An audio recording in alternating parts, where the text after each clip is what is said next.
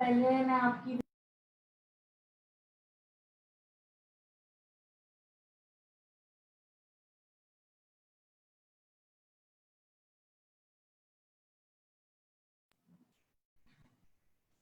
Assalamualaikum. I'm Sir Ali Ravda, और I would just like to give you a brief introduction of myself. Uh, मैंने ACC किया था 2012 में, उसके बाद I went for CFA. Initially मैंने जब ACC किया था तो मैंने नोवार्टिस फार्मास्यूटिकल में अपने करियर का आगाज़ किया था, और वहाँ मैंने 1.5 साल उनका पोर्टफोलियो संभाला, जो कि ऑलमोस्ट 750 मिलियन का था. और उसके बाद just to take on more challenges मैंने मीज़ान बैंक लिमिटेड ज्वाइन किया, और वहाँ इन्वेस्टमेंट बैंकिंग डिपार्टमेंट में. और अभी मैं वहाँ ही हूँ, मीज़ान बैंक लिमिटेड में ही हूँ तकरीबन 6 साल से. And I work as a transaction manager investment banking over there. 2013 में मैंने CFA शुरू किया था, और अल्हम्दुलिल्लाह I cleared all my attempts in all the levels in first attempt. और 2016 में मैंने CFA क्लियर किया. तो since 2016 I am a CFA charter. तो आज का सेशन जो है वो CFA की फरवरी 2021 से रिलेटेड है, और जनरल क्वेरीज भी होंगी. CFA क्या है, CFA का सिलेबस क्या है, CFA करके किन जॉब मार्केट्स में या किन कंपनीज में, किन एरियाज में आपकी प्रोस्पेक्ट्स बढ़ सकते हैं, CFA के क्या चैलेंजेस हैं, CFA को किस तरह से अगर अगर आप परस्यू करो तो किस तरह से उनके चैलेंजेस को टैकल करना है, क्या CFA करना चाहिए या कोई और चीज़ करनी चाहिए, आपका बैकग्राउंड या आपकी पहली क्वालिफिकेशन क्या चीज़ के साथ ज़्यादा स्ट्रीमलाइन करती है. तो ये सारी चीज़ें हम लोग डिस्कस करेंगे. तो इसके लिए हम लोग अभी स्क्रीन पे CFA की एक प्रेजेंटेशन जो हमने रेडी की है, जिसमें ये सारी चीज़ें आ भी रही होंगी. CFA की टाइमलाइंस भी आ रही होंगी, CFA की एनरोलमेंट रिक्वायरमेंट्स भी आ रही होंगी. तो वन बाय वन हम हर चीज़ को टच करते हैं, ठीक है. तो अभी आप लोगों के सामने अभी प्रेजेंटेशन हम शेयर करते हैं.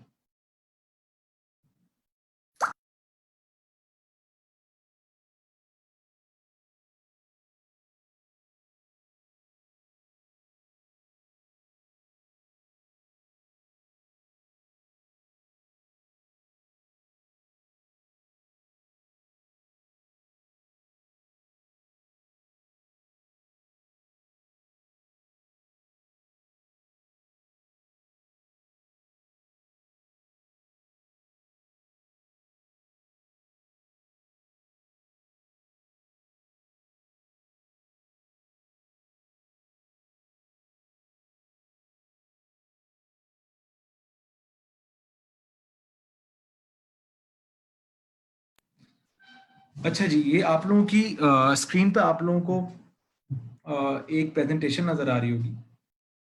एक ब्रीफ इंट्रोडक्शन कर देते हैं CFA का, ठीक है. CFA एक USA बेस्ड प्रोग्राम है, ठीक है. बॉडी USA बेस्ड है, जिस तरह CA ICAP पाकिस्तान बेस्ड है, ICAEW UK बेस्ड है. इस तरह CFA जो है उसकी जो बॉडी है वो अमेरिकन है, ठीक है, USA बेस्ड बॉडी है.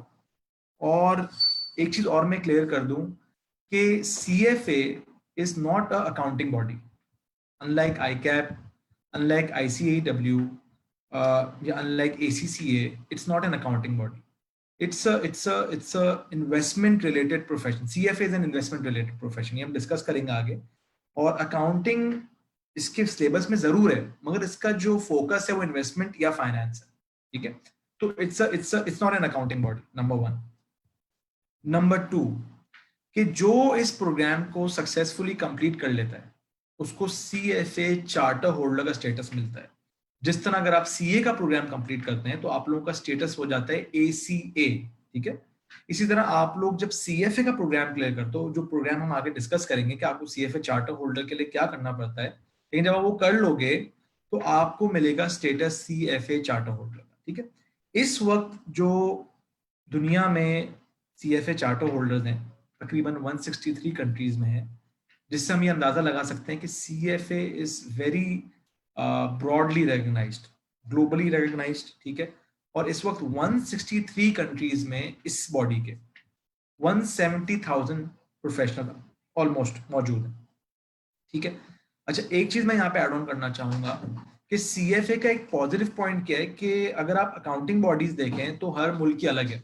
सीए आई कैप पाकिस्तान से डील कर रहा है, आईसीएडब्ल्यू यूके से डील कर रहा है, लेकिन CFA is a global body. अच्छा, इसकी वजह ये है कि अकाउंटिंग जो है वो बेस्ड है अकाउंटिंग रूल्स पे, ठीक है। और पाकिस्तान के रूल्स अलग हैं, आईएफआरएस अलग हैं, यूएस के गैप्स अलग हैं, इसलिए सीपीए गैप से डील कर रहा है। लेकिन क्योंकि सीएफए अकाउंटिंग से इतना रिलेटेड नहीं है और वो फाइनेंस और इन्वेस्टमेंट से रिलेटेड है, तो वो फाइनेंस और अकाउंटिंग जो है वो फाइनेंस और इन्वेस्टमेंट जो है वो कोई रूल बेस्ड अप्रोच नहीं है, they are concept based approach, ठीक है। वो किसी रूल की बेसिस पे सिलेबस नहीं बना हुआ, तो इसलिए ये एक बॉडी जो है वो ग्लोबली रिकॉग्नाइज्ड है। वैसे तो छोटी बॉडीज मौजूद है, जैसे पाकिस्तान में पिफ्फा मौजूद है, लेकिन आपने शायद पिफ्फा का नाम सुना हो, या पिफ्फा की इतनी रिकग्निशन या पिफ्फा की इतनी कोई प्रोस्पेक्ट आपको ना नजर आता हो। तो बॉडीज तो हैं इन्वेस्टमेंट और फाइनेंस की छोटी, लेकिन जो सबसे ज्यादा वेल रिकग्नाइज्ड है बॉडी वो है सीएफए। इसीलिए अगर आप देखोगे तो सीएफए यूके में मास्टर्स के बराबर है, तो इसकी recognition through out the world बहुत ज्यादा। अगर आप वेबसाइट पे जाओगे तो वहां पे बाकायदा टेबल्स बने हुए हैं कि हर मुल्क में, ऑस्ट्रेलिया में, कनाडा में किस के बराबर आपको सीएफए को इक्विवेलेंट मानते हैं, ठीक है। उनके कुछ स्कोर्स हैं, वो कितने स्कोर्स आपको देते हैं, ठीक है जी। टॉप एम्प्लॉयर सीएफए के टॉप बैंक्स हैं, जैसे JP Morgan, city group, Morgan Stanley. Even Pakistan में भी जो टॉप फाइनेंस कंपनीज हैं, जो टॉप बैंक्स हैं, उसमें सीएफए चार्टर होल्डर्स का काफी स्कोप है। Next slide.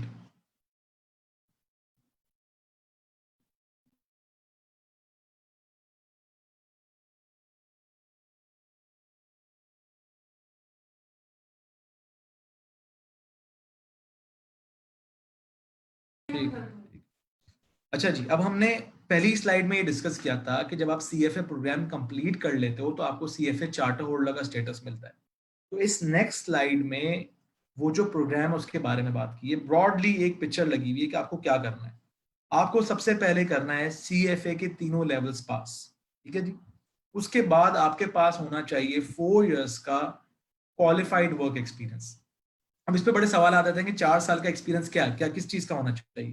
तो बेसिकली वो होना तो इन्वेस्टमेंट प्रोफेशन या फाइनेंस प्रोफेशन का होना चाहिए, लेकिन आप जब उनकी वेबसाइट पे जाओगे तो उन्होंने कोई 10 से 12 क्राइटेरिया लिखे, उनका कॉम्बिनेशन भी आपको पास करवा सकता है। उसमें ऑडिट भी आ रहा है, उसमें इन्वेस्टमेंट भी आ रहा है। तो अगर आपने कुछ अरसे ऑडिट में काम किया है और कुछ अरसे इन्वेस्टमेंट में काम किया है, तो उसका एक कॉम्बिनेशन और आपके वर्क एक्सपीरियंस का एक कॉम्बिनेशन मैटर करेगा इन द एंड। और अगर 4 साल का आप एक ऐसा कॉम्बिनेशन बॉडी को बता देते हो जिसपे वो आपको लगता है उनको कि यार ये एक पॉसिबल कॉम्बिनेशन है, ये एक अप्रोप्रिएट कॉम्बिनेशन ऑफ वर्क है, तो वो आपको थ्रू कर देते हैं। उसके बाद आपको 2 to 3 letters of reference, depend करता है कि आपने चार्टर होल्डर से रेफरेंस लिया है, नॉन चार्टर होल्डर से, उसके ऊपर डिपेंड करेगा कि 3 चाहिए या 2 या 4। उसके तो आपको रेफरेंस लेटर्स अरेंज करने पड़ेंगे। जब आप ये 3 चीजें कर लेंगे, एग्जाम्स पास कर लेंगे, 4 साल का एक्सपीरियंस शो कर देंगे बॉडी को और वो उसको पास कर देगी, और जब आप 2 से 3 रेफरेंस लेटर्स उनको दे देंगे तो आपको चार्टर होल्डर मिल जाएगा। ये पहली स्लाइड की कंटिन्यूशन है कि ये करने के बाद आपको चार्टर होल्डर का स्टेटस मिलता है। अच्छा, एक जर्नल एनालिसिस के हिसाब से सीएफए में तकरीबन 4 years, it takes around 4 years, ठीक है।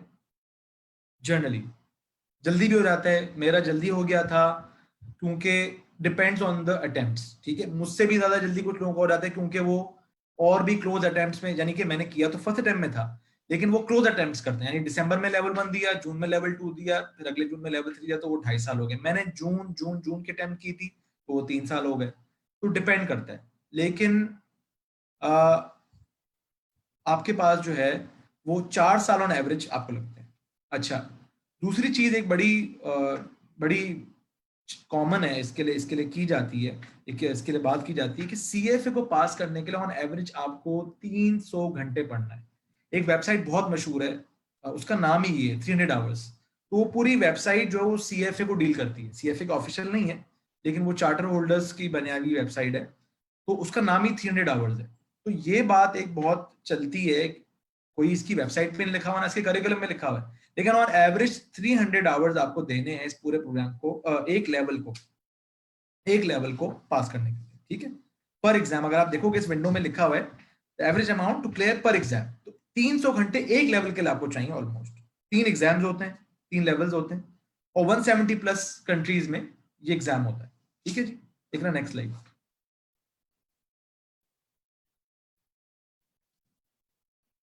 अच्छा जी, सीएफए कर लेंगे तो कहाँ जा सकते हैं, क्या प्रोस्पेक्ट होगा?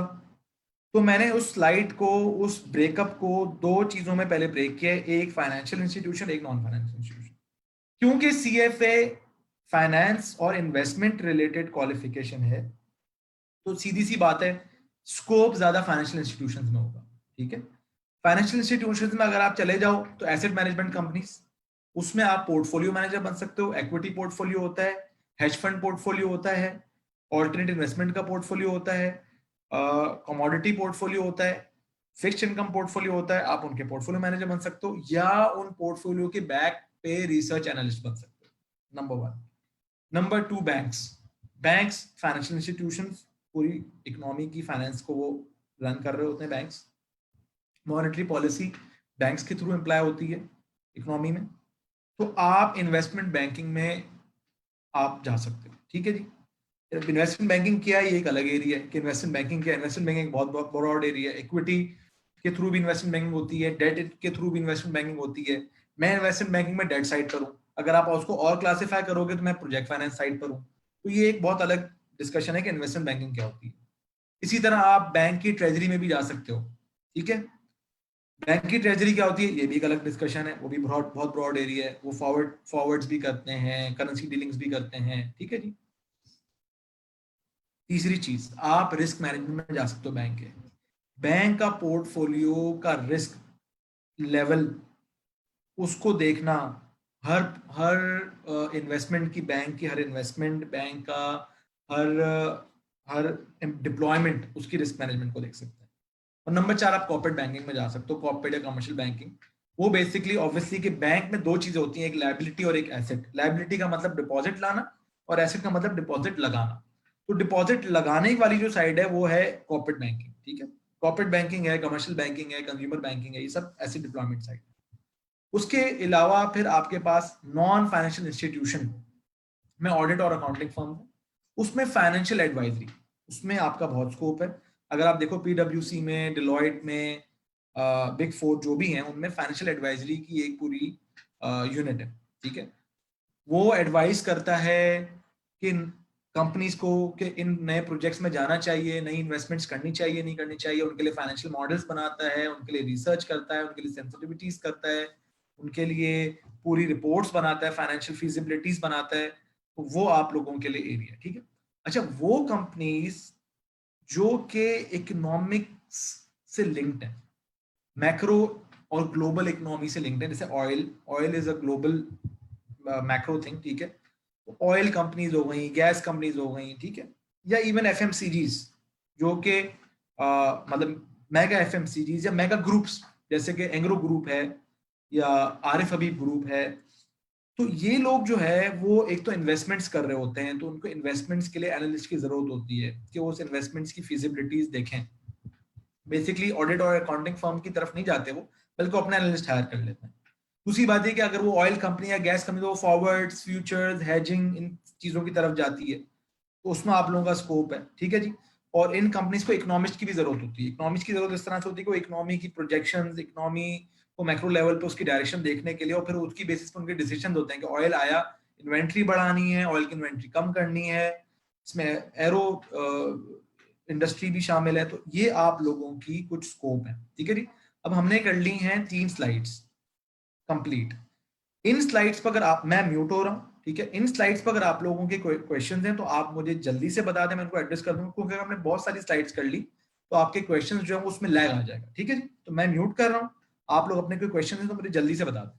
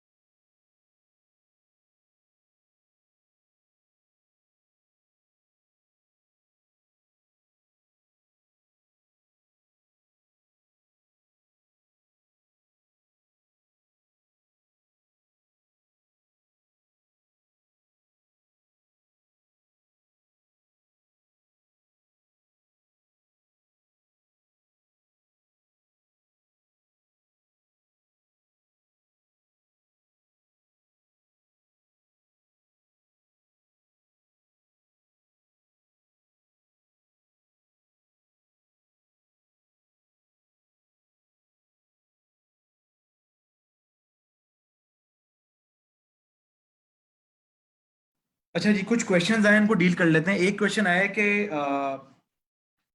मैं इसी एफिलिएट हूँ, मेरी मैथ्स वीक है, क्या सीएफए करना चाहिए नहीं करना चाहिए? ये एड्रेस हम आखिर में करेंगे, क्योंकि ये इन 3 स्लाइड से रिलेटेड नहीं है, चैलेंजेस से रिलेटेड है, वो स्लाइड अलग से आएगी। एक सवाल आया कि क्या सीएफए लेवल 1 क्लियर करने के चांसेस कितने, वो भी हम एंड में डिस्कस करेंगे, चैलेंजेस से रिलेटेड है।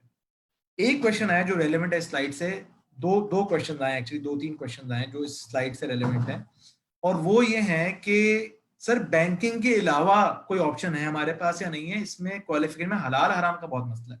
अच्छा, ये चीज मैंने, अगर आगे एक स्लाइड आएगी चैलेंजेस के नाम से, उसमें भी ये बात मेंशन की कि हाँ बिल्कुल इसमें हलाल हराम का मसला है। मतलब अगर आप बैंक्स को हराम समझते हैं तो हलाल हराम का मसला है, और हमारी मेजॉरिटी जो है वो बैंक्स को अवॉइड करती है। देखिए, मैंने आपको इसीलिए जो है इस स्लाइड में दो ब्रेकअप्स बताएं, एक फाइनेंशियल इंस्टीट्यूशन, एक नॉन फाइनेंशियल इंस्टीट्यूशन। पहली चीज है फाइनेंशियल इंस्टीट्यूशन में हलाल हराम का मसला। इसमें एक बात याद रखें कि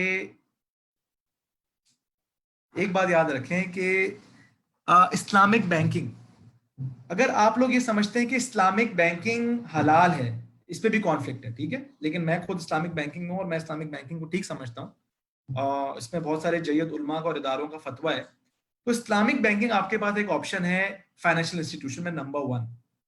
अच्छा, इसके बाद, अच्छा, इस्लामिक सिर्फ बैंक्स नहीं है, इस्लामिक फंड्स भी हैं। अलमीजान इस्लामिक है, यूबीएल में भी यूबीएल इस्लामिक का फंड है। हर फंड मैनेजमेंट के पास इस्लामिक फंड्स भी है, नंबर 1। नंबर 2, बैंक्स तेजी से ग्रो हो रहे हैं, इस्लामिक बैंकिंग तेजी से ग्रो हो रही है। गवर्नमेंट डिप्लॉयमेंट इस्लामिक बैंक्स में तेजी से हो रही है। यहाँ तक कि जिस बैंक में मैं हूँ, मीजान में हूँ, मैंने जब ज्वाइन किया तो शायद मीजान 10th या 9th पे था, और अब वो 6th पे, यानी कि हमारे ऊपर अब सिर्फ बिग 4 रह गए या बिग 5 रह गए। इसमें से एक नेशनल बैंक है, तो नेशनल बैंक तो वैसे ही नेशनल है। अगर आप प्राइवेट बैंक्स की बात करें तो मीजान बिग 5 में आ चुका है। इस तरह डीआईबी की ग्रोथ आप देखोगे या बैंक इस्लामी की ग्रोथ देखोगे, बैंक इस्लामी की थोड़ी स्लो रही है, लेकिन वो किसी और वजह से रही है, not because of the Islamic industry. अगर आप डीआईबी की ग्रोथ देखोगे तो काफी तेज हुई है। इसी तरह आप इस्लामिक विंडोज की ग्रोथ देखोगे तो काफी तेज हुई। तो इस्लामिक बैंक्स आपके पास एक बहुत अच्छा ऑप्शन है, नंबर 1। नंबर 2, मैं आपको पहले ही बता चुका हूँ, मैं एड्रेस कर चुका हूँ कि नॉन फाइनेंशियल का ऑडिट फर्म आपके पास ऑप्शन है, आपके पास वो कंपनीज ऑप्शन है जो बड़े ग्रुप्स हैं, वो एनालिस्ट हायर करती हैं अपनी इन्वेस्टमेंट्स के लिए। एंग्रो के पास इस वक्त सीएफए बहुत सारे हैं, इस वक्त आरिफ हबीब के पास बहुत सारे एनालिस्ट हैं, इस वक्त एकेडी ग्रुप के पास बहुत सारे एनालिस्ट हैं। तो आपके पास नॉन फाइनेंशियल में जरूर जगह है उनके उनके प्रोस्पेक्ट, उनके फ्यूचर प्रोस्पेक्ट्स और उनकी फ्यूचर इन्वेस्टमेंट्स को मैनेज करने की। उसके बावजूद यस, अगर आप इंटरेस्ट को, सूद को हराम समझते हैं तो आपके बहुत सारे दरवाजे बंद होंगे, आपके बहुत सारे दरवाजे बंद होंगे as compared to financial reporting की फील्ड से, कॉस्ट एंड बजटिंग की फील्ड से। बिल्कुल जरूर, ये बात फैक्ट है, आपके दरवाजे बंद होंगे।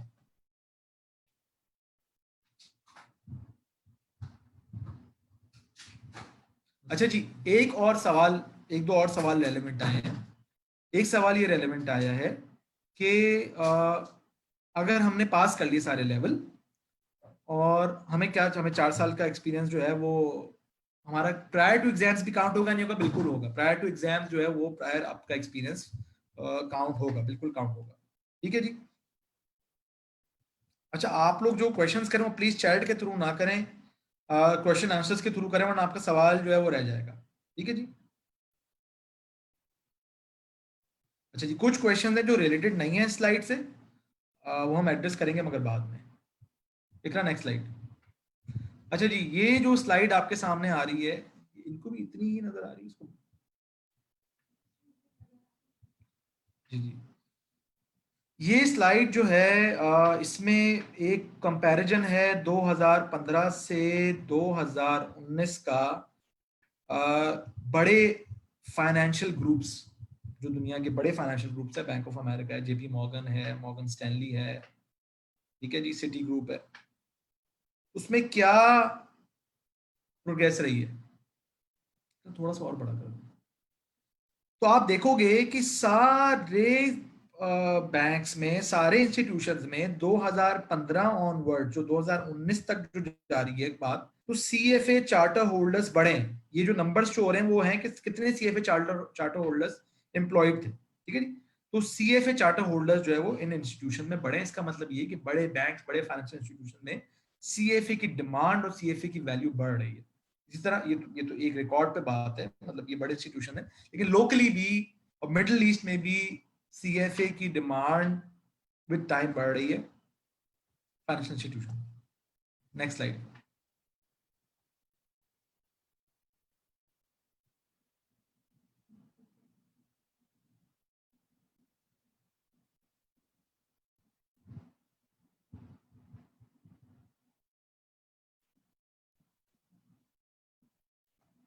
अच्छा जी,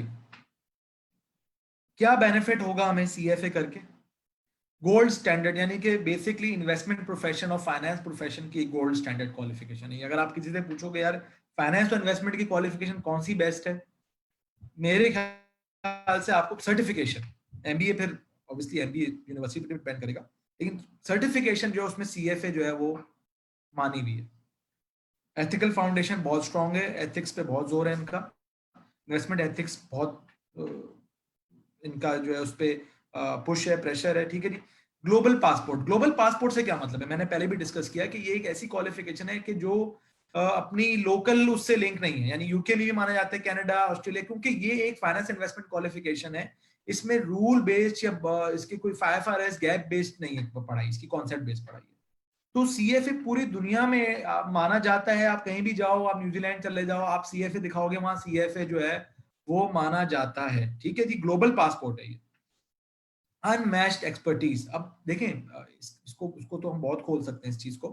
अगर आप देखोगे MBA और CFA ज्यादातर इसको कंपेयर किया जाता है, ठीक है। अच्छा, कुछ लोग गलती से अकाउंट CA और CFA को कंपेयर करते हैं। मैं बार बार बताता हूं कि देखें CA, ACCA, ICW ये CFA से कंपेरेबल नहीं है, वो अकाउंटिंग क्वालिफिकेशन है, ये फाइनेंस और इन्वेस्टमेंट क्वालिफिकेशन है। इसको कंपेयर ना करें, इसके स्टेटस को कंपेयर ना करें, इसके सिलेबस को कंपेयर ना करें, ठीक है जी। कुछ चीजें हैं, ओवरलैपिंग है, कुछ सबसेट्स हैं, मगर दोनों का थीम अलग है, ठीक है जी। तो अगर आप MBA से इसको कंपेयर करें, तो अगर आप MBA को देखें, MBA हर यूनिवर्सिटी का अलग है और उसमें कोई सिंकिंग नहीं है, हर यूनिवर्सिटी के कोर्स में टीचर्स अलग हैं, कोई यूनिफॉर्मिटी नहीं है। CFA दुनिया में जितने बच्चे कर रहे हैं, एक ही सिलेबस पढ़ रहे हैं, एक ही पेपर दे रहे हैं, कहीं भी आप चले जाओ कि भाई मैंने CFA किया है, आप पाकिस्तान में CFA करके गए हो लेकिन आप ऑस्ट्रेलिया जाके दिखा रहे हो कि मैंने CFA किया, तो वो ये नहीं बोलेगा कि यार, जैसे वो बोल सकता है पाकिस्तान की यूनिवर्सिटी से किया है MBA, तो यार पता नहीं क्या ही MBA किया होगा इसने। लेकिन CFA अगर आपने पाकिस्तान में बैठ के किया, तो वो ये नहीं बोलेगा कि यार CFA इसने पाकिस्तान में बैठ के किया, कोई चीटिंग हो गई होगी एग्जाम में, कोई इसने दूसरा सिलेबस पढ़ लिया होगा। वो बोलेगा ये उतना ही अच्छा चार्टर होल्डर जितना किसी ऑस्ट्रेलियन बंदे ने चार्टर किया होगा, ठीक है जी। नेटवर्क अलुमनाई बहुत स्ट्रांग है, बड़ी पोजीशंस पे इन्वेस्टमेंट फर्म्स में, फाइनेंशियल फर्म्स में, बैंक्स में, डिपार्टमेंट्स में CFA बैठे हुए। जहां तक कि मैं आपको लोकल इंडस्ट्री की बात बता दूं, इस वक्त इन्वेस्टमेंट बैंकिंग में मैं खुद काम कर रहा हूं। इस वक्त अल्फला की इन्वेस्टमेंट बैंकिंग हेड खातून है, CFA हैं। फैसल बैंक की इन्वेस्टमेंट बैंक हेड खातून है, वो भी CFA हैं। मेरे खुद के हेड CFA हैं। इस तरह मल्टीपल बैंक्स में, डिफरेंट डिपार्टमेंट्स में मेरे रिस्क हेड CFA हैं, ठीक है। मल्टीपल जगहों पे multiple heads, treasury heads CFAs हैं, रिस्क हेड CFA हैं, ठीक है। तो अलुमनाई बहुत स्ट्रांग है। जब अलुमनाई स्ट्रांग होते तो फिर प्रोस्पेक्ट निकलता है। अगर एक CFA का बंदा ऊपर पोजीशन में बैठा हुआ तो उसको पता है CFA अगर एक बंदा करके आ रहा है, एक बंदी करके आ रही है, तो उसको क्या पता होगा, उसकी क्या एक्सपर्टीज होगी, उसका क्या इंटेलिजेंस लेवल होगा, तो उसको प्रेफर करेगा, ठीक है जी। करियर रिसोर्सेज, आप जो है वो करने के बाद एक बॉडी ज्वाइन करते हो, वो बॉडी आपको गाइड करती है, सेमिनार्स करती है, वेबिनार्स करती है और आपको अप टू डेट रखती है। तो आप थ्रू आउट एक फाइनेंस प्रोफेशनल जो है, as a finance professional update होते रहते हो। Next slide. अभी की आप देखेंगे, एक लाइन आप पढ़ेंगे, एक किसी ने लिखा है, किसी CEO ने, कि you can hire people with an MBA but you don't necessarily know that one MBA is the same as another। मैंने डिस्कस कर लिया, क्योंकि यूनिफॉर्मिटी नहीं है। आप IBA की डिफरेंट क्लास को कंपेयर कर लो, ठीक है। एक बंदा एक क्लास में MBA का दूसरा टीचर है, एक का दूसरा टीचर है, उसमें भी यूनिफॉर्मिटी नहीं है, यूनिफॉर्मिटी नहीं। Whereas if you hire investment professionals with a CFA designation, you absolutely have confidence at the level of qualification, क्योंकि यूनिफॉर्मिटी है उसमें। आगे कुछ और बेनिफिट्स हैं। एक बेनिफिट है, मैंने आपको बता दिया था पहले, कि USA में मास्टर्स के बराबर है, UK में मास्टर्स के बराबर है CFA। क्रेडेंशियल आपकी CV पे ऐड करता है। डेफिनेटली अगर आपकी CV पे CFA है और आपकी CV पे CFA नहीं है, तो दोनों में बहुत फर्क है, ठीक है।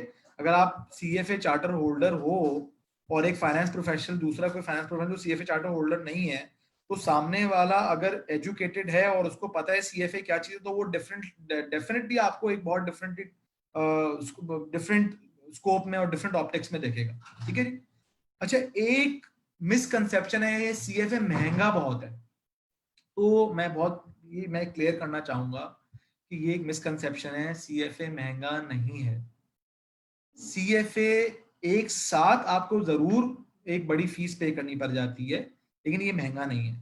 अगर आप एमबीए देखोगे, आईबीए का या सीबीएम का, मेरे ख्याल से इस वक्त आईबीए का एमबीए को 10 लाख रुपए से ऊपर कॉस्ट है उसकी। ठीक है। और सीबीएम या ये जो जेबिस्ट है उसका एमबीए भी कुछ 6 7 7 या 8 लाख रुपए से कम नहीं है। तो इसी रेंज में चल रहा है एमबीए। ठीक है। एसीसी अगर आप देखो, अगर आप ऑन एन एवरेज एसीसी का आप देख लो, तो 25,000 रुपए एक पेपर की फीस है, 14 को या 13 कोई पेपर है इसमें, तो तकरीबन ये 3 लाख रुपए हो गए। ठीक है, 3 सवा 3 लाख रुपए हो गए।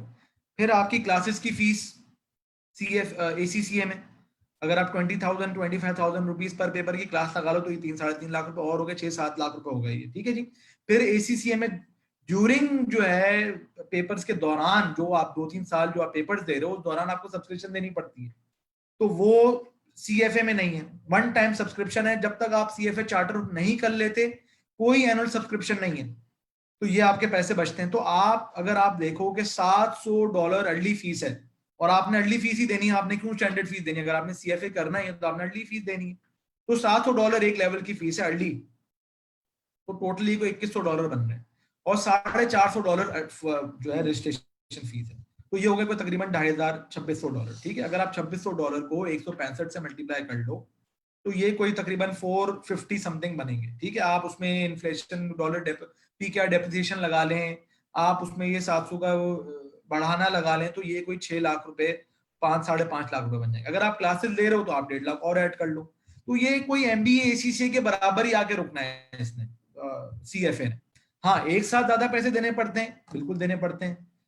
फेल हो गए तो एक साथ ज्यादा पैसे जाया होंगे होंगे मगर उसकी अगर आप ये कहते हो, अगर आप ये बात तय कर लेते हो कि भाई मैं तो काबिल हूं, मैं कर लूंगा, फर्स्ट अटेम्प्ट में कर लूंगा, तो आपकी कॉस्ट जो है वो एमबीए और एसीसी में बराबरी आएगी। हाँ, एमबीए में एक फर्क है, अगर आप 10 12 लाख रुपए खर्च कर रहे हो तो आपके वो एमबीए डिग्री लेके ही निकलोगे। सीएफए में ये कि अगर आपने एक अटेम्प्ट कर ली लेवल 1 की, लेवल 2 की, तो ये बात कंफर्म नहीं है कि आप सीएफए कर ही लोगे। लेकिन ये बात एक्सपेंसिस से रिलेटेड नहीं है, ये बात एक चैलेंज से रिलेटेड है। आप उसको एक्सपेंस के कैटेगरी में ना डालें। ठीक है जी। सैलरी आपकी बढ़ती है, एक सर्वे है, कहते हैं सीएफए की सैलरी नॉन सीएफए से 54% ज्यादा है। नॉन फाइनेंस का कोई फाइनेंस का बंदा है, इन्वेस्टमेंट का बंदा है, लेकिन नॉन सीएफए, एक सर्वे कहता है, थोड़ा सा पुराना सर्वे है बहरहाल, ये उसके बाद का सर्वे शायद अवेलेबल हो, मुझे ना मिला हो, लेकिन वो कहता है कि 54% जो है वो हायर है आपकी सैलरी है नॉन सीएफए की। ठीक है जी। तो इन 3 स्लाइड, हमने 3 स्लाइड और खत्म करी है, तो इन 3 स्लाइड से रिलेटेड अगर कोई सवाल है तो आप लोग कर लें, मैं म्यूट कर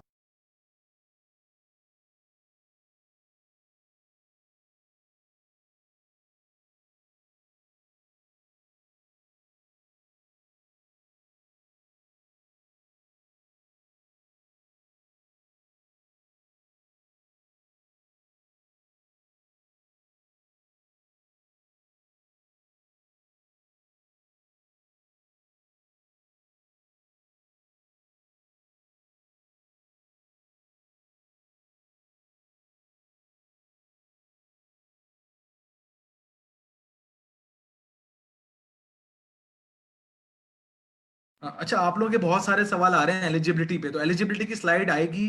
प्लीज इस वक्त एलिजिबिलिटी के सवाल ना करें, जो हमने स्लाइड्स कवर करी हैं सिर्फ उन्हीं से रिलेटेड रखें अपने सवाल। एलिजिबिलिटी की, टाइमलाइन की, इन चीजों की स्लाइड्स आएंगी, आप लोग सिर्फ अपने सवाल जो स्लाइड्स हमने करी हैं उसी से रखें प्लीज।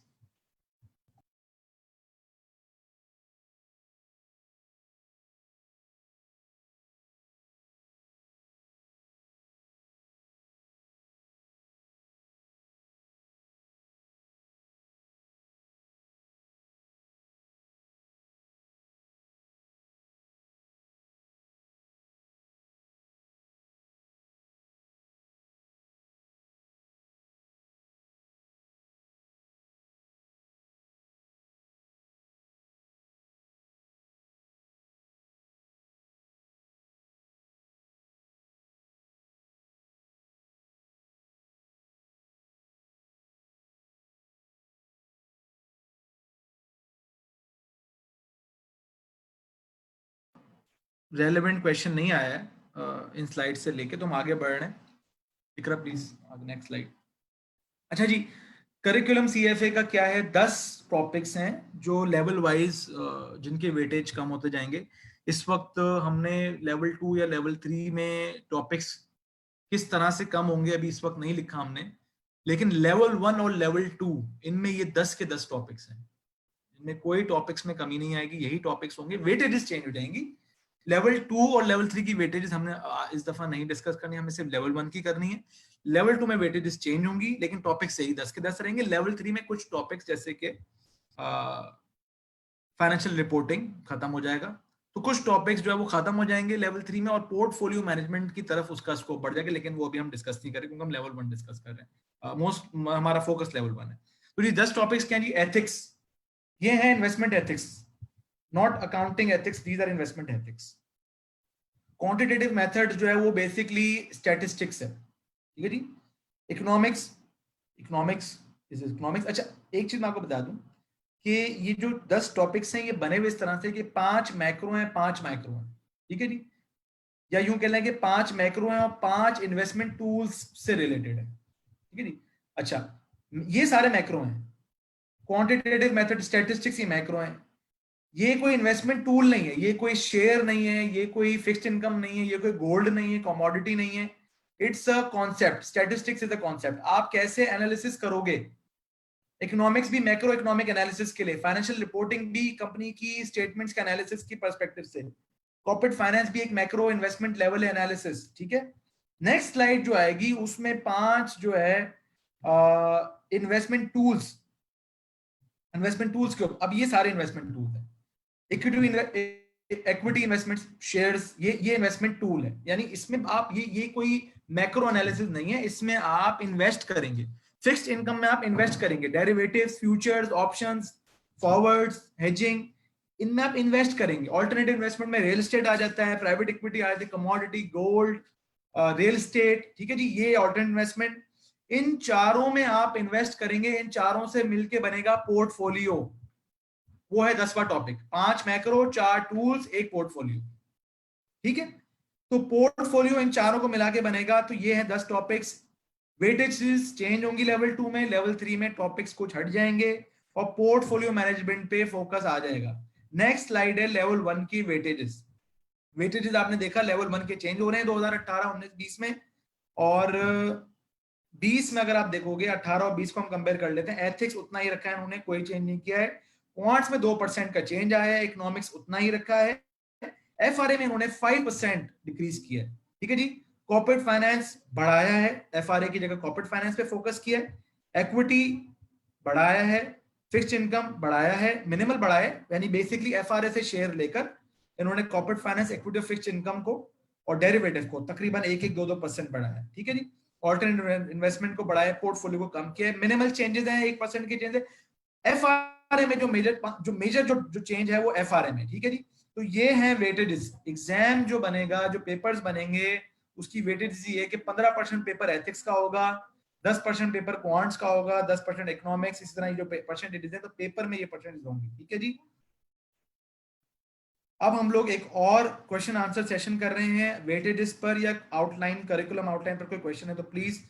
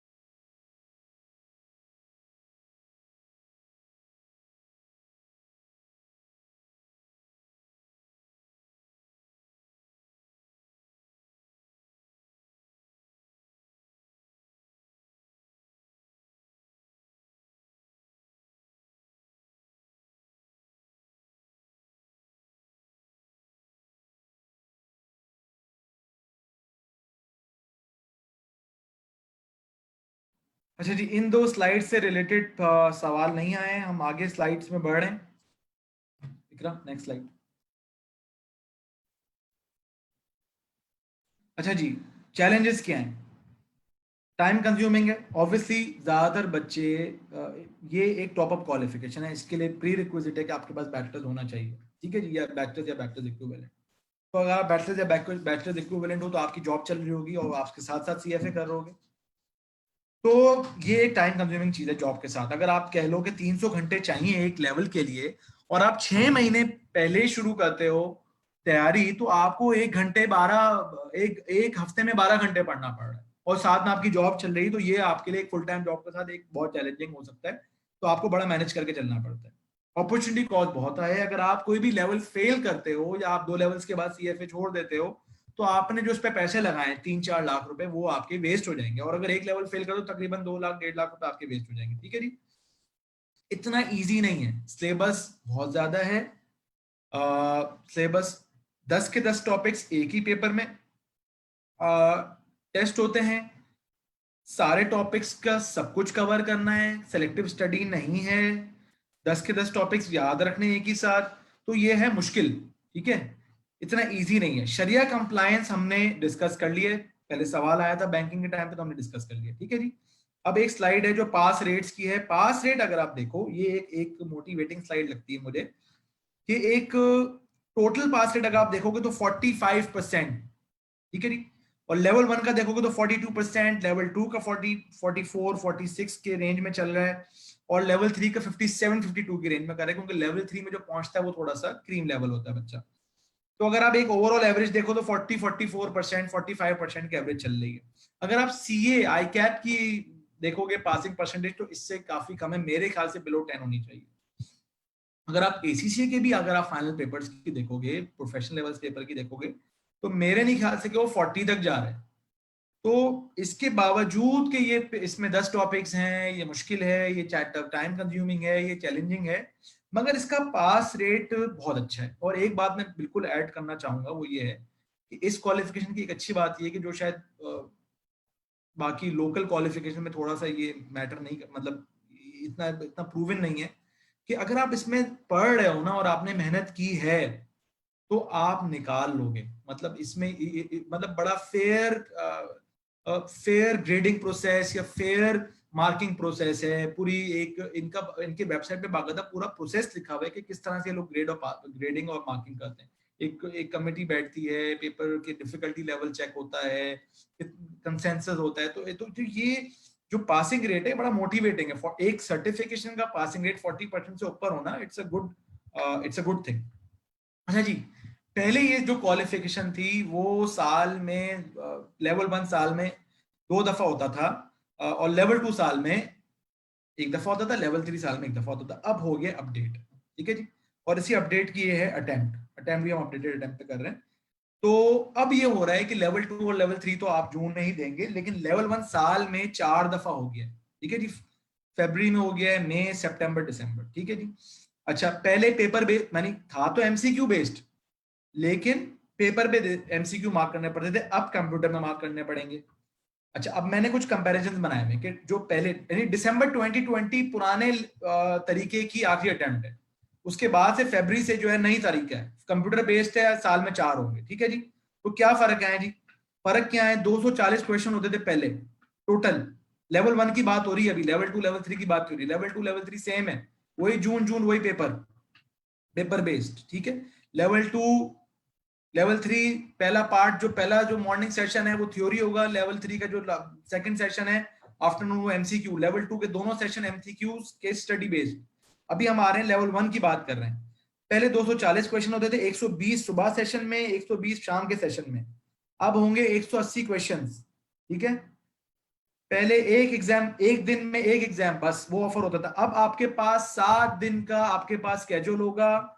7 दिन में से एक दिन आप सीएफए को बताओगे कि मैं इस दिन एग्जाम देने आऊंगा, वो अपनी डेजिग्नेटेड एग्जाम सेंटर में, कंप्यूटर बेस्ड एग्जाम सेंटर में आपको स्केड्यूल करेगा। उन 7 दिनों में से जो भी दिन आप चूज करोगे, यानी कि फरवरी के जो भी दिन होंगे ओपन दिन, उनमें से आप चूज करोगे। अगर आपको चेंज करना है वो दिन एक दफा सेलेक्ट करने के बाद, तो $250 देने पड़ेंगे। मेरे साथ साथ चलते रहें, ये इंपॉर्टेंट चीजें। पहले 192 लोकेशंस पे होता था, अब 400 प्लस लोकेशंस पे होगा। क्यों होगा? क्योंकि पहले कराची में एक एग्जाम एक दिन में होता था, एक टेस्ट सेंटर होता था, एक्सपो सेंटर होता था, कोई मेरिट होता था। लेकिन अब सीबीटी के लिए ये लोग शायद एक कराची में भी 4-5 सीबीटी के सेंटर्स हों, जिसको आप सेलेक्ट कर सको, जो आपके घर के करीब हो, जहां आप जाके दे सको पेपर, जैसे एसीसीए में होता है। पहले 2-3 घंटे के सेशन होते थे, सुबह 3 घंटे 120 क्वेश्चन, शाम 3 घंटे 120 क्वेश्चन, बीच में 2 घंटे का ब्रेक, ये होता था पहले। अब होगा 2.25 घंटे के 2 क्वेश्चंस, 90 क्वेश्चन 2.25 घंटे में देने, फिर ब्रेक, फिर 90 के क्वेश्चंस पर सेशन। ठीक है जी। पहले भी एमसीक्यूज था, अब भी एमसीक्यू, पहले पेपर में मार्क करने पड़ते थे, अब कंप्यूटर में मार्क करने पड़ेंगे। ठीक है जी। अगर आपने दिसंबर 2020 पास कर लिया तो आप जून के लिए लेवल 2 के लिए एलिजिबल होते। अगर आप फरवरी में भी पास कर लेते हैं तो आप जून के लिए एलिजिबल होंगे। लेवल 2 के लिए कह रहा हूं मैं, लेवल 1 के लिए हम बाद में बात करेंगे, अगर फेल होगा तो क्या होगा बाद में बात करेंगे। अब हैं कुछ फैक्ट्स, फ्रीक्वेंटली आस्क्ड क्वेश्चंस जो लोगों ने करे चेंजेस के बारे में। ठीक है जी, इसको जल्दी जल्दी कर लेते हैं कि क्या इससे जो है वो टेस्टिंग एक्सपीरियंस जो है या जो एग्जाम कंटेंट है इजी हो जाएगा, लोग सही से टेस्ट नहीं हो सकेंगे, सीएफएन लिखा नहीं, ऐसा नहीं होगा। नंबर ऑफ क्वेश्चंस पे डिपेंड नहीं करता, बल्कि क्वेश्चंस की मटेरियलिटी पे डिपेंड करता है। तो हमारा कोई ऐसा ये नहीं होगा कि हमारी टेस्ट आसान हो जाएंगे या बच्चे सही से टेस्ट नहीं हो पाएंगे। ठीक है जी। एक और सवाल सुन लें, आपने ये आपने पूरी पढ़नी है इस सेशन के बाद। जो लोग इंटरेस्टेड हैं सीएफए में, आप लोगों को ये पूरी पीपीटी पढ़नी है।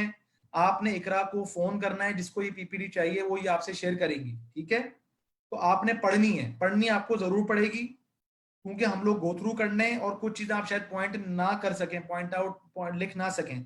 ये बात याद रखें कि साल में 4 अटेम्प्ट जरूर हो रही हैं, मगर आप 6 महीने के बाद ही अटेम्प्ट कर सकेंगे। फरवरी में अगर आप पास हो गए तो लेवल 2 तो आप जून में दे सकोगे, लेकिन अगर आप फरवरी में फेल हो गए तो आप मई में लेवल 1 नहीं दे सकते, बल्कि सितंबर में लेवल 1 दे सकते हो। समझने की चीज है कि इन्होंने अटेम्प्ट 4 किए हैं, मगर 6 महीने का गैप स्टिल मेंटेन रखना है। अगर आप मेन अटेम्प्ट देते हो और फेल हो जाते हो लेवल 1 में, तो आप सितंबर में दे सकते, दिसंबर में दे सकते हो। हर लेवल 1 अटेम्प्ट के फेल होने के बाद 6 महीने इंतजार करना लाजमी है। ठीक है जी, नेक्स्ट स्लाइड का।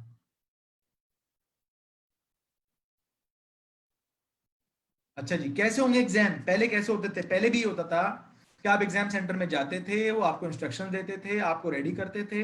अभी भी 30 मिनट्स आपको जो है ट्यूटोरियल मिलेगा, आपको सर्वे करना पड़ेगा, आपको एक प्लेज करना पड़ेगा, और आप रेडी हो जाओगे। फिर सेशन 1 शुरू होगा आपका, 135 मिनट का, 90 क्वेश्चन होंगे, 30 मिनट का ऑप्शनल ब्रेक, अगर आप लेना चाहें लें, नहीं लेना चाहें सेशन 2 शुरू कर लें।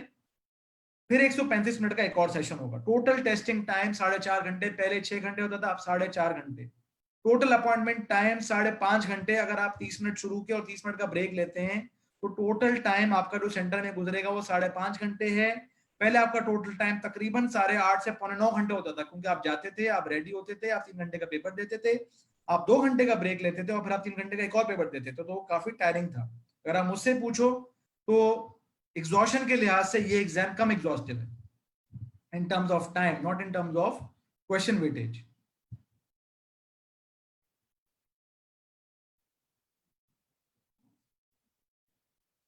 अच्छा जी, अब ये कह रहे हैं, एक सवाल है कि आप क्या पहले जिस तरह एडमिनिस्टर करते थे, इन्विजिलेटर्स घूम रहे होते थे, कि अभी भी ऐसा ही होगा? तो उन्होंने बोला जी अभी भी ऐसा ही होगा, जो हमारे टेस्ट सेंटर्स होंगे वहां इन्विजिलेटर्स मौजूद होंगे। ठीक है जी। फिर आपने एक सवाल किया कि क्या आप मेरे शहर में टेस्ट सेंटर खोलेंगे? तो उन्होंने बोला बिल्कुल हम खोलेंगे, और हम आपको ये तकरीबन जून 16 के बाद ही कम्युनिकेट करेंगे, या जून 18 के बाद कम्युनिकेट करेंगे कि किन टेस्ट सेंटर्स में कंप्यूटर बेस्ड एग्जाम होंगे। तो इसकी अभी इंफॉर्मेशन नहीं आई है, और जब आएगी तो हम आपको इन्फॉर्म कर देंगे। ठीक है जी। अच्छा जी, अब वो कह रहे हैं साइबर सिक्योरिटी। वो कह रहे हैं भाई पहले तो शिपिंग हम करते थे, पूरा पेपर यूएसए से आपको शिप होता था, तो वो भी एक रिस्क था। साइबर सिक्योरिटी के मेजर्स ये कह रहे हैं कि हमारे आईटी एक्सपर्ट जो है उन्होंने मेजर्स लिए हैं, और साइबर सिक्योरिटी का इतना बड़ा मसला नहीं है। ठीक है जी, आगे। क्या सीबीटी कंप्यूटर बेस पे आना नेगेटिवली इंपैक्ट करेगा कैंडिडेट एक्सपीरियंस को? ये कह रहे हैं नहीं, नेगेटिवली नहीं करेगा, बल्कि पॉजिटिवली करेगा। फ्लेक्सिबिलिटी ज्यादा है। पहले एक दिन एग्जाम होता था, आप 7 दिन के स्लॉट में आप चूज कर सकते हो कि मैं कब दूंगा एग्जाम। छोटा है टाइम पीरियड है, ब्रेक छोटा है, ठीक है जी, तो ज्यादा फ्लेक्सिबिलिटी है। अच्छा जी, बाकी चार्टर होल्डर्स क्या सोचते हैं? बहुत अच्छा सोचते हैं। रेलेवेंस रहेगी या नहीं रहेगी? ये कह रहे हैं बिल्कुल रेलेवेंस रहेगी। इसलिए रेलेवेंस रहेगी कि हमने पेपर को आसान नहीं किया है। हमारा पेपर की मटेरियलिटी, क्वेश्चंस की मटेरियलिटी, क्वेश्चंस के जो जो चैलेंजेस हैं, जो सिलेबस के चैलेंजेस हैं, वो अब तक इंटैक्ट हैं। तो ये नहीं कि हमने सीबीटी कर दिया तो ये चीज बहुत आसान हो गई है, दुनिया में सीएफए को नहीं माना जाएगा, ऐसी कोई बात नहीं। ठीक है जी, आगे। इस पे बहुत सवाल आ रहे हैं, मैं आप लोगों को यही कह रहा था कि प्लीज इस पे इतने सवाल ना करें। इसकी एक स्लाइड बनी हुई है, एनरोलमेंट फॉर लेवल 1। अभी हम एनरोलमेंट फॉर लेवल 2 लेवल 3 की बात नहीं करें। लेवल 2 लेवल 3 की एनरोलमेंट के लिए आपको बैचलर्स होना जरूरी है। कोई और तरीका नहीं लेवल 2 लेवल 3 देने का, बैचलर्स होना जरूरी है। क्या बीकॉम बैचलर है? नहीं है। अगर आप सीएफए को ईमेल करेंगे तो वो आपको ये जवाब देंगे कि अगर आपको लगता है कि आपकी कंट्री में बीकॉम को बैचलर की इक्विवेलेंट माना जाता है तो जो है वो बैचलर्स की इक्विवेलेंट है। ये आपके ऊपर छोड़ देंगे कि आप खुद डिसाइड कर लो कि अगर बीकॉम को बैचलर्स माना जाता है आपकी कंट्री में तो बैचलर्स की इक्विवेलेंट है। तो क्योंकि हमारी कंट्री में बीकॉम को मेरे ख्याल से बैचलर्स ही माना जाता है तो आप इस पे व्यू ले सकते हो। लेकिन बहरहाल आप लोग इस पे अपनी असेसमेंट खुद कर लें। तो लेवल 1 की बात हो रही है। लेवल 1 के लिए आपके पास क्या होना चाहिए? या तो आपके पास बैचलर्स हो पूरा, ठीक है जी, या तो आपके पास बैचलर्स ना हो तो आप फाइनल ईयर में हो बैचलर्स के, या आपके पास बैचलर्स है ही नहीं तो आपके पास 4 साल का तजुर्बा हो। जरूरी नहीं है कि इन्वेस्टमेंट रिलेटेड हो, किसी भी फील्ड में 4 साल का फॉर्मल तजुर्बा है तो आप लेवल 1 दे सकते हैं। या तो आपके पास बीबीए का कॉम्बिनेशन और वर्क एक्सपीरियंस कॉम्बिनेशन 4 साल का हो, यानी 4 साल का बीबीए आप कर रहे हैं, आपको 2 साल हो गए बीबीए में, फाइनल ईयर में नहीं है आप, लेकिन 2 साल की बीबीए के साथ साथ आपने 2 साल जॉब भी की है, तो ये बन गए टोटल 4 साल कॉम्बिनेशन में, तो आप लेवल 1 दे सकते हैं। ठीक है जी, नेक्स्ट स्लाइड। फेब्रुअरी के एग्जाम के लिए अर्ली रजिस्ट्रेशन की फीस है 700, स्टैंडर्ड रजिस्ट्रेशन की फीस है $1000। अगर आप लोगों ने करना है तो स्टैंडर्ड मत दीजिएगा, अर्ली रजिस्ट्रेशन दीजिएगा। शुरू हो रही है रजिस्ट्रेशन अर्ली 16 जून और खत्म हो जाएगी 13 अगस्त, यानी आपके पास गुड 1.5 महीना है। आप लोगों के पास गुड 1.5 महीना है अर्ली रजिस्ट्रेशन करने के लिए। इसके साथ साथ ऊपर एक लाइन लिखिए कि आपको $450 रजिस्ट्रेशन फीस भी देनी पड़ेगी। ये पूरी पेमेंट एक साथ होगी। आपके पास एक ऐसा क्रेडिट कार्ड होना चाहिए, नॉट डेबिट, डेबिट नहीं चलता सीएफए में, ऐसा क्रेडिट कार्ड होना चाहिए जो $1150 एक साथ उसमें लिमिट हो, $1150 की at the PKR equivalent rate. अगर 1 लाख की लिमिट है नहीं होगी फीस प्रोसेस, $1100 1 लाख से ज्यादा है। आपके पास $1100, $1150, सॉरी $1150 की लिमिट एक साथ क्रेडिट कार्ड में होनी चाहिए, क्योंकि वन गो में 700 प्लस 450 की ट्रांजेक्शन होगी। ठीक है जी, आगे एनरोलमेंट पे। अच्छा, एनरोलमेंट पे कुछ क्वेश्चंस आए, मैं जरा जल्दी से उनको एड्रेस भी करता हूँ, फिर आगे क्वेश्चंस भी ले लेंगे उसके बाद। लेकिन कोई एग्जाम्पशन है? किसी को कोई एग्जाम्पशन नहीं है। एमबीए, सीए, एसीसीए, किसी को कोई एग्जाम्पशन नहीं है। सीएफए में सारे लेवल्स देने पड़ेंगे। नंबर 1, सीए इंटर हूं, मैं एलिजिबल हूं या नहीं हूं? अगर आप सीए इंटर हैं और बैचलर्स नहीं है तो आप एलिजिबल नहीं है। अगर आपके पास 4 साल का तजुर्बा है तो बगैर बैचलर्स के भी आप एलिजिबल हैं। सीए इंटर इज नॉट, मतलब बैचलर्स चाहिए होगा आपको, सीए इंटर नहीं। मैंने इसी से क्या हुआ, मैं मैथ्स में वीक हूं, मैं करूं या नहीं करूं? भाई आप मैथ में वीक हैं तो सीएफए में मैथ चाहिए होता है। मैथ्स आपको फाइनेंस और अकाउंटिंग में चाहिए होगा, आपको मैथ्स में, आपको मैथ्स में वीक नहीं होना। ठीक है, आप कितना वीक है आप देख लें, लेकिन मैथ्स में आपको स्ट्रांग होना है। ठीक है जी, अच्छा जी, ये है टाइमलाइन। 16 जून को अर्ली रजिस्ट्रेशन खुलेगी, 13 अगस्त को अर्ली रजिस्ट्रेशन खत्म हो जाएगी, 3 नवंबर को लेट रजिस्ट्रेशन भी खत्म हो जाएगी। स्केजुलिंग डेडलाइन, आपको स्केड्यूल अपना जो एग्जाम करना है 22 नवंबर स्केड्यूल करना है आपको। 25 नवंबर तक आप रीस्केड्यूल कर सकते हैं, लेकिन $250 लगेंगे। लेकिन 22 नवंबर तक आपको बता देना है कि आप फरवरी में जो 7 दिन की विंडो है, जो नीचे दी हुई है कि 23 फरवरी से लेके 1 मार्च तक की एग्जाम विंडो है, आप इसमें से किसी भी दिन दे सकते हो। सीबीटी में जाओ, एग्जाम दे दो। इन दिनों इनमें से कौन सा दिन चूज करना है? 22 नवंबर तक डेडलाइन आपके पास, बता दो। ठीक है जी, तो रीस्केड्यूलिंग आप 25 जनवरी तक कर सकते हो, लेकिन पैसे लगेंगे। आगे, ये थी टोटल सीएफए की एनरोलमेंट रिक्वायरमेंट भी कवर कर ली हमने, जॉब की रिक्वायरमेंट भी कवर कर ली, हलाल आराम भी कवर कर लिया आपका हमने, आपकी फीस भी कवर कर ली। हमने आपकी टाइमलाइंस भी कवर कर ली, अपडेट्स भी कवर कर ली, ठीक है। टेस्ट सेंटर्स अभी रिलीज नहीं हुए हैं, वो रिलीज होंगे। अब मैं क्वेश्चन दे रहा हूँ, क्वेश्चन आप लोग प्लीज कर लें, उसको मैं एड्रेस कर दूंगा।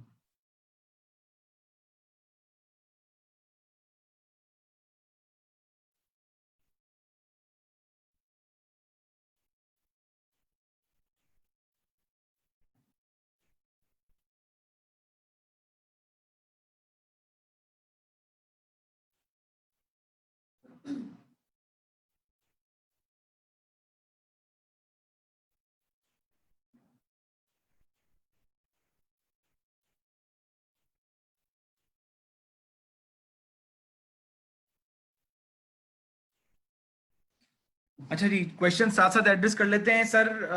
4 साल का एक्सपीरियंस स्टडीज के बाद होना चाहिए, स्टडीज के बाद, पहले स्टडीज के दौरान सब चलेगा?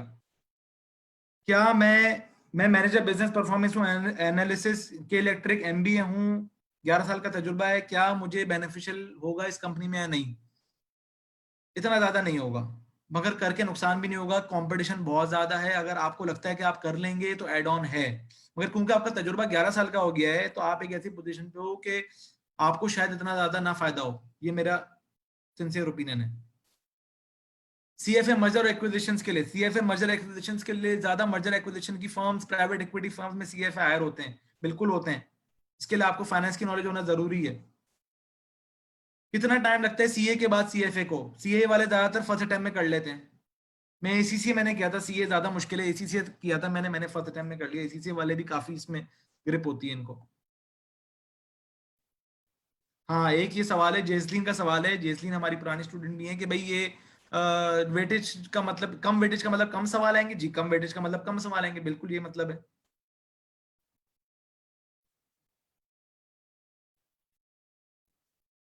एक सवाल है कि क्या हमें आप फैब्रिकेशन के बारे में बताएंगे, हमने आपको बता दिया कि अनोनिमस अटेंडी है, उन्होंने 2-3 और भी सवाल किए जो कि थोड़े से रेलेवेंट हैं। विदाउट ग्रेजुएशन लेवल 2 एलिजिबल, बिल्कुल भी नहीं बता दिया मैंने, एलिजिबल नहीं है जी। Does a qualified CA need a bachelor? बिल्कुल बैचलर, या तो आपको सीए बैचलर्स की इक्विवेलेंसी दे दे। एसीसीए जो होता है, एसीसीए वाला जब ईमेल करते हैं एसीसीए को कि भाई आप मुझे बैचलर्स की इक्विवेलेंसी कंफर्म कर दे, तो उसको ईमेल पे रिप्लाई कर देते हैं कि एसीसी अगर आप पूरे हो, एसीसी एफिलिएट हो, तो आप बैचलर्स के इक्विवेलेंट हो, ईमेल कंफर्मेशन दे देते हैं। तो सीएफए की रिक्वायरमेंट है बैचलर्स और बैचलर इक्विवेलेंट, तो आप एलिजिबल हो जाते हो। सीए वाले अगर दे देते हैं इक्विवेलेंसी तो ठीक है, वरना सिर्फ सीए से आप एलिजिबल नहीं हो। सीए इंटर हूं, 4 साल का तजुर्बा है, लेवल 2 दे सकता हूं? नहीं दे सकते, लेवल 1 दे सकते हैं। लेवल 2 के लिए ग्रेजुएट होना जरूरी है। अनोनिमस अटेंडी दोबारा पूछ रहे हैं एक सवाल कि लेवल 1 की फीस पे करने की आखिरी तारीख 3 अगस्त है। 3 अगस्त अर्ली फीस पे करने की आखिरी तारीख है, उसके बाद स्टैंडर्ड फीस शुरू हो जाएगी, $300 ज्यादा है वो। सर इस पेपर ओपन बुक नहीं भाई, सीए ये सीएफए का पेपर ओपन बुक नहीं है, बल्कि आपके पास ओपन बुक क्या, ओपन आप किसी भी चीज को ओपन करने का आपको उतना टाइम नहीं मिलेगा जितना तेज पेपर चल रहा होता है। Sir what if my finance is not good? Finance अगर गुड नहीं है तो गुड करने के लिए पढ़ लें, अगर बिल्कुल आपको लगता है फाइनेंस आपकी गुड किसी तरह से हो ही नहीं सकती तो फिर ना करें। सिमा और सीएफए दोनों अलग चीजें, इनको कंपेयर नहीं कर सकते। आपकी डिपेंड करता है, आपको कॉस्टिंग में जाना है तो सिमा, फाइनेंस और इन्वेस्टमेंट में जाना है तो सीएफए। सारे सवाल मैंने अब तक के एड्रेस कर दिए हैं, मेरे सामने अब कोई और सवाल नहीं आ रहा। सीएफए ट्रांजैक्शन एडवाइजरी में सेक्शन में हेल्पफुल होगा, ये आपको मैंने बता चुका हूं पहले एक स्लाइड के थ्रू कि बिग फोर में ट्रांजैक्शन एडवाइजरी में इसका स्कोप है, बिल्कुल है।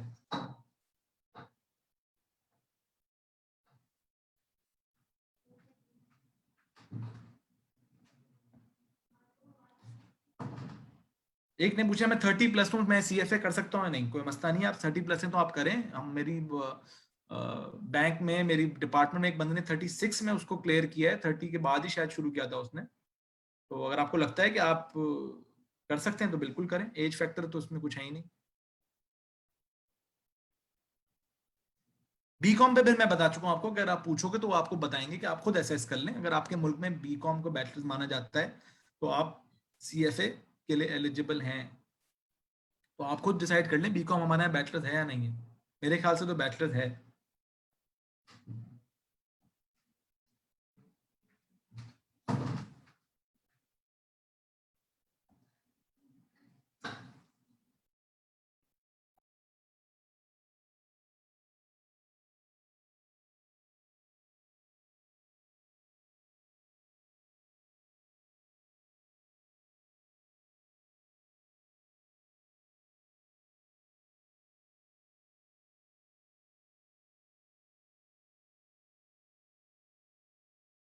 चीज, चैट्स पे भी क्वेश्चन आ रहे हैं, हम चैट्स नहीं देख सकते, क्वेश्चंस के लिए चैट नहीं देख रहे हैं हम लोग, तो आपके क्वेश्चन मिस हो जाएंगे, आपको क्वेश्चन आंसर्स के थ्रू करना पड़ेगा क्वेश्चन, वरना आपका क्वेश्चन मिस हो जाएगा। ठीक है जी। ओबीयू का एक क्वेश्चन मुझे चैट पे नजर आ गया, मैं जवाब देता हूँ। ओबीयू अगर आपका हुआ है तो आप एलिजिबल हो, अगर आपका एसीसी पूरा भी हुआ है तभी आप एलिजिबल हो, आपको एक ईमेल कंफर्मेशन चाहिए होगी एसीसी से। ठीक है जी। तो ये है, चैट पे आपके क्वेश्चन मिस हो जाएंगे, प्लीज क्वेश्चन आंसर्स देना। अच्छा जी, जेजदीन का सवाल है आप कब क्लासेस स्टार्ट करें? इंशाल्लाह अगले हफ्ते से हम लोग क्लासेस स्टार्ट करने का सोच रहे हैं। क्लासेस सारी ऑनलाइन होंगी, क्लासेस सारी ऑनलाइन होंगी टिल दी एंड। वेबिनार्स होंगे, अगले हफ्ते से हम क्लास स्टार्ट करने का सोच रहे हैं for February 2021 attempt. December attempt जिनकी है उनके कम वेटेजेस वाले टॉपिक शायद मिस हो जाएं, हैवी वेट टॉपिक्स हम करवा देंगे।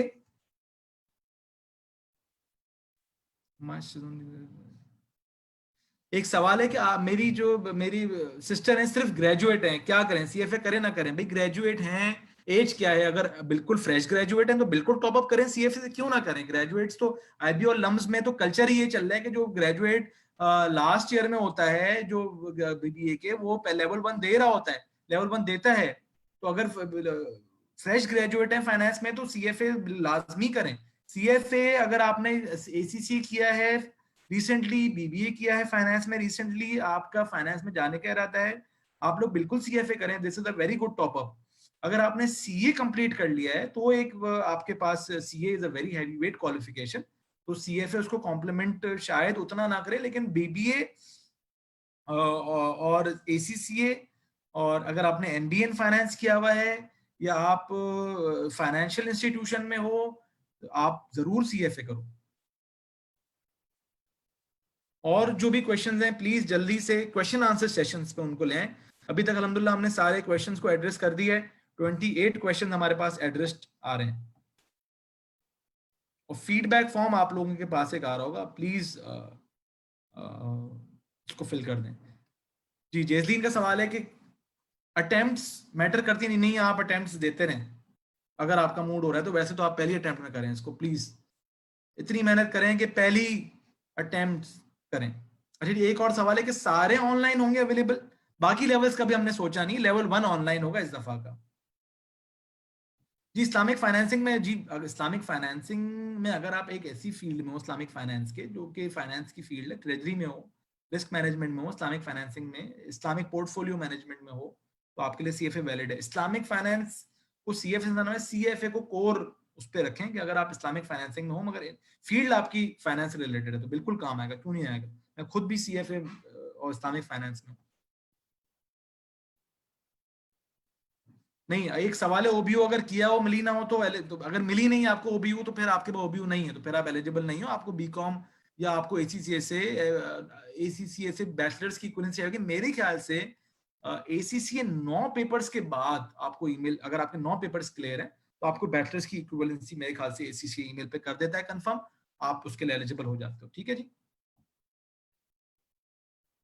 Next session after next week, after next session after next week, next session after this week, आता नहीं।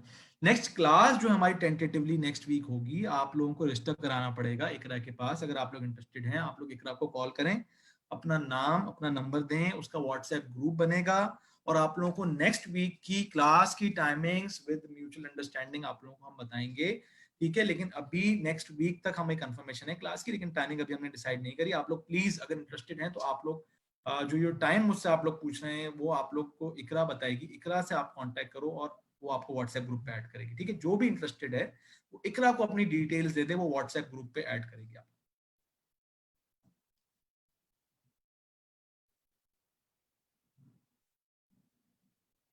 ठीक है जी, और कोई क्वेश्चन है?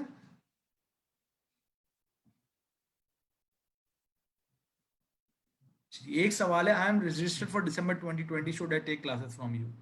देखें, मैं आपको ये बता चुका हूँ कि क्योंकि हम लोग अभी जून में हम लोग इस वक्त खड़े हैं, कुछ ऐसे इंस्टीट्यूट्स हैं जो जून में स्टार्ट करके दिसंबर से पहले खत्म करा लेते हैं। मुझे नहीं पता कि इतना लेंथी सिलेबस वो लोग 4 से 5 महीने में कैसे खत्म कराते हैं, क्या खत्म कराते हैं उसमें, क्या मतलब किस तरह से लेके, आई डोंट नो। हमारा या मेरा जो मैंने बैचेस किए हैं, हम लोग इतनी जल्दी नहीं खत्म कराते, हम लोग श्वेजर कराते हैं। ठीक है जी, और दिसंबर अटेम्प्ट की अगर आप लोग स्टूडेंट हो तो मेरे पास आप लोगों के तकरीबन दो टॉपिक्स जिनकी वेटेज कम होगी वो मिस होंगे। अगर आपको बाकी टॉपिक्स हमसे कवर करने हो तो आप ज्वाइन कर लो। उसमें इकरा के पास अप्रूवल है। आपको फीस में, अगर आप दिसंबर के स्टूडेंट हो तो आपको शायद फीस में कंसेशन दे दें, क्योंकि आपके कुछ टॉपिक्स आपको खुद करने पड़ेंगे। तो आपकी कॉल है ये। Level 1 classes will be online. मैंने आपको बता दिया, जुबैर को पहले ही बता दी, इस्लामाबाद के हैं ये, कि बिल्कुल ऑनलाइन होंगी लेवल 1 की क्लासेस। प्रैक्टिस मैनुअल, हाँ जी, श्वेजर की बात रह गई। श्वेजर से पढ़ाते हैं हम लोग। श्वेजर बड़ी मानी हुई वॉल्यूम है सीएफए की। आप लोगों को श्वेजर की 5 बुक्स, टोटल 5 बुक्स हैं, 2 प्रैक्टिस किट्स, वो किसी तरह अवेलेबल करनी पड़ेंगी। सॉफ्ट कॉपीज भी मिल जाती हैं और उर्दू बाजार में भी अवेलेबल होती है। तो श्वेजर पूरी करेंगे इंशाल्लाह, ठीक है, श्वेजर पूरी करेंगे। श्वेजर अवेलेबल करनी पड़ेगी आप लोगों को। श्वेजर कहाँ से मिलती है ये अगर आपको डिटेल चाहिए तो एक दफा आप लोग व्हाट्सएप ग्रुप में आ जाए, वहां नंबर शेयर कर देंगे कहाँ से मिलती है। स्कॉलरशिप्स होती हैं जी, सीएफए में स्कॉलरशिप्स होती हैं। वेबसाइट पे जाना पड़ेगा आपको, उसकी कुछ डेडलाइंस होती हैं, उसको अप्लाई करने की कुछ प्री रिक्विजिट्स होते हैं। जो है वो आप लोग वेबसाइट पे जाके उसको आप थोड़ा सा देखें स्कॉलरशिप्स को। अच्छा जी, एक एक स्टूडेंट है जो कह रही है मैं दिसंबर, उनके 2-3 दफा सवाल आ चुके हैं। वो क्योंकि उनका एक डिफरेंट केस है, उनके अटेम्प्ट डिफरेंट है हमसे, तो वो मुझसे प्लीज इकरा के थ्रू नंबर ले लें, मुझसे प्लीज कांटेक्ट कर लें। उनका जो केस है डिस्कस कर लें मुझसे कि वो दिसंबर में और फरवरी में हम लोग दे रहे हैं उसकी पूरी चीज, ठीक है जी।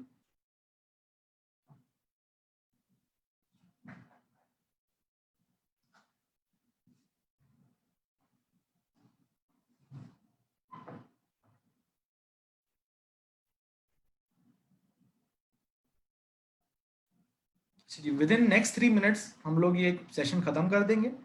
अगर और कोई क्वेरी है आप लोगों की, आपके पास 3 मिनट है, आप लोग उसमें बता दें अपनी क्वेरीज और प्लीज फीडबैक दे दें सेशन का। आप लोगों के पास फीडबैक का फॉर्म आ गया होगा।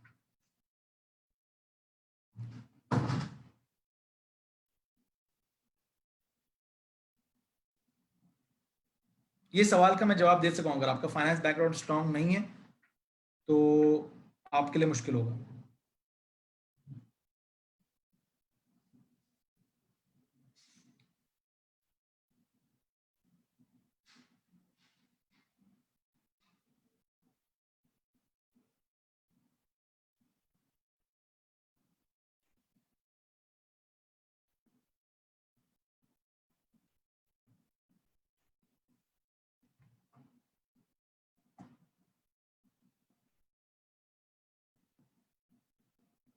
जी, ये जो आपको इकरा का जो नंबर चाहिए आपके पास, अगर केएनएस का नंबर है तो आप उस पर फोन करके पूछ सकते हैं। बाकी फेसबुक पे सीएफए की पोस्ट लगी थी इनके केएनएस के पेज पर, उसमें 0336 से एक नंबर है, वो इकरा का नंबर, आप प्लीज उससे रेफर कर लो, ठीक है। आप लोग नोट भी कर लो, चलो इकरा का नंबर आप लोग नोट कर लो और इससे कांटेक्ट कर लो।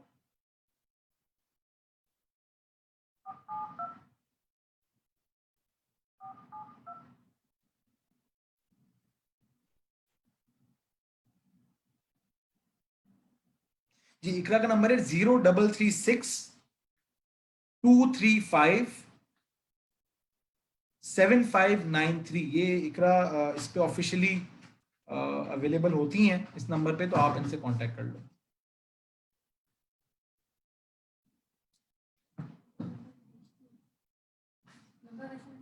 हाँ, मैंने कहा था के पास नहीं। ठीक है जी, सेशन एंड कर रहे हैं हम लोग। Thank you all.